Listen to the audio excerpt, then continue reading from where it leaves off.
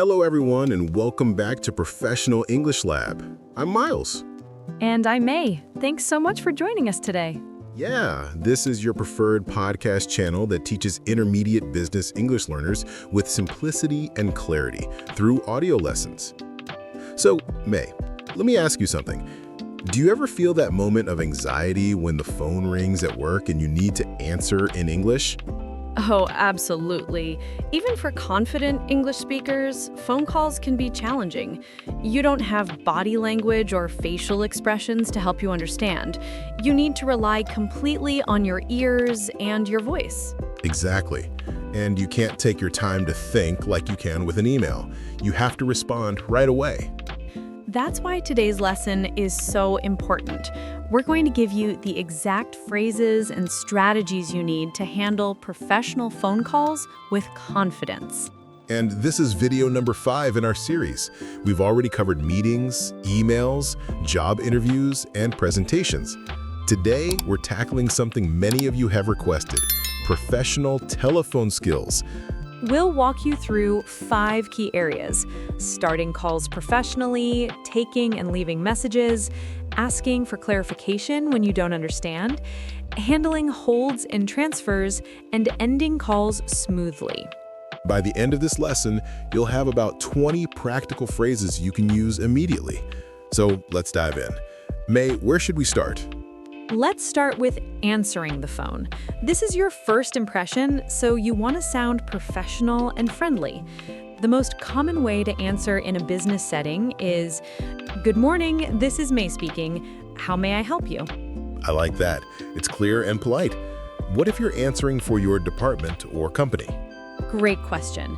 You can say, "Good afternoon, marketing department, this is May. How can I assist you?" Or if you're answering the main company line, "Thank you for calling ABC Company. This is May. How may I direct your call?" Those are really helpful. Now, what if you're the one making the call? How do you introduce yourself?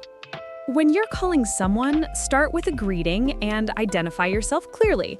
For example, "Hello, this is Myles Chen from XYZ Consulting.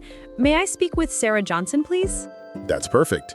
And if you need to explain why you're calling, You can add, "I'm calling regarding the proposal we discussed last week," or "I'm calling to follow up on my email from Tuesday."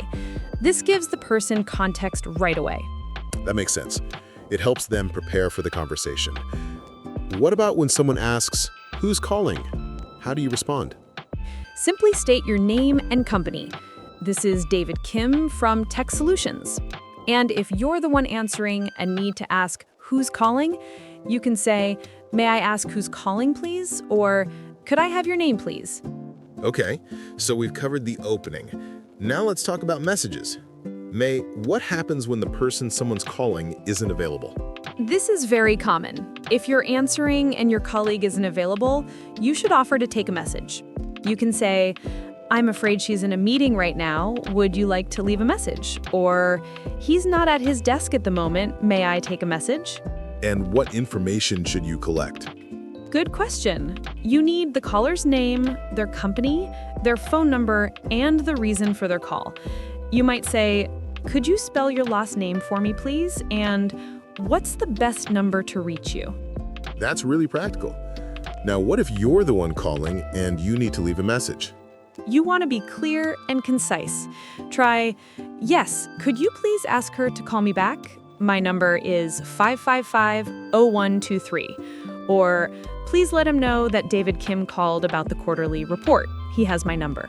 I like that you mentioned being concise. People are busy, so a clear, short message is better than a long one. Exactly. And always confirm your phone number, even if you think they might have it. Say, "Just to confirm, my number is 555-0123. That's 555-0123. All right, let's move on to something really important: asking for clarification. May, phone connections aren't always perfect, and sometimes accents can be challenging. What should people do when they don't understand? This is crucial, Myles. Never pretend you understand when you don't. It's completely professional to ask someone to repeat themselves. You can say, "I'm sorry, could you repeat that, please?" Or, "I didn't catch that. Could you say it again?" And it's no shame in that, right? I mean, even native speakers ask people to repeat things on the phone. Absolutely.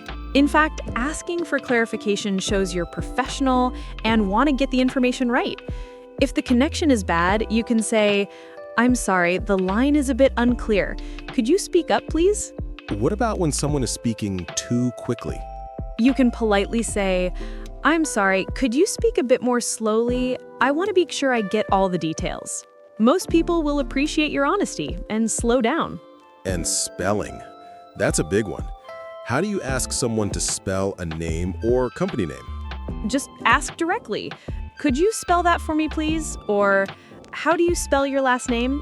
When you're spelling your own name, speak clearly and maybe use examples. That's S as in Sam, M-I-T-H. That's a great tip. Using examples with each letter really helps avoid confusion. Now, let's talk about putting people on hold and transferring calls. Myles, have you ever been put on hold without any explanation? Oh, yes. And it's frustrating. You don't know if you've been disconnected or if they're coming back. Exactly. That's why you always need to ask permission and explain why. Say, "Could you hold for a moment, please? I need to check that information." Or, "Would you mind holding while I pull up your account?" And how long should you keep someone on hold? No more than 30 to 45 seconds if possible.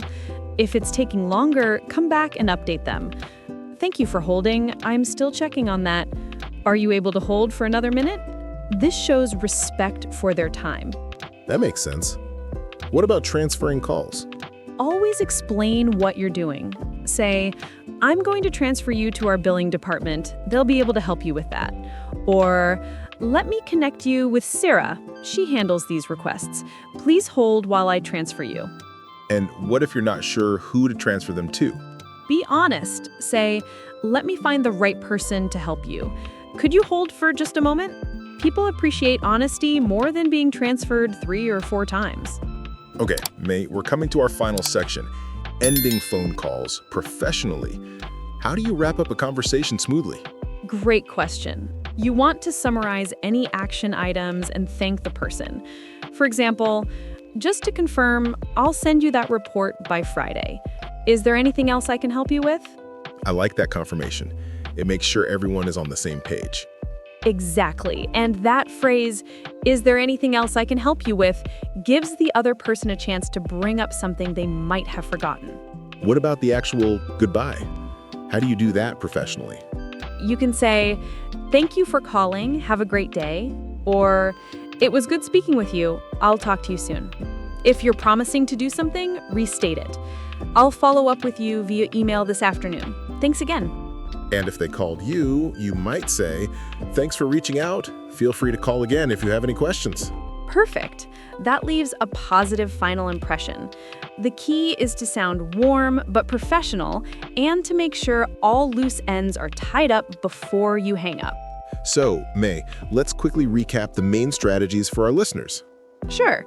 First, always speak clearly and don't rush. Phone calls can be nerve-wracking, but speaking slowly is professional, not a weakness. Second, it's completely okay to ask people to repeat themselves or spell things. That shows you care about accuracy. Third, use these standard phrases we've shared today. They'll help you sound natural and confident. And remember, practice makes perfect. Speaking of which, I'm curious about something. Do you prefer phone calls or emails for work communication? Tell us why in the comments below. I'd love to know what our listeners think. That's a great question, Myles. I'm really curious too. Personally, I like emails for complex information, but phone calls for quick decisions. And for our listeners, here's what you can do this week. Practice these phrases. Maybe do a practice phone call with a colleague or a friend. Get comfortable with the language. Absolutely. The more you practice, the more natural it will feel. And remember, even if your English isn't perfect, clear communication is what matters most. Before we go, if you found this lesson helpful, please subscribe to Professional English Lab. We're building a complete workplace English series for you. That's right. You can find all our previous videos on meetings, emails, job interviews, and presentations in our complete playlist. Coming soon, we'll cover customer service English, networking events, and so much more.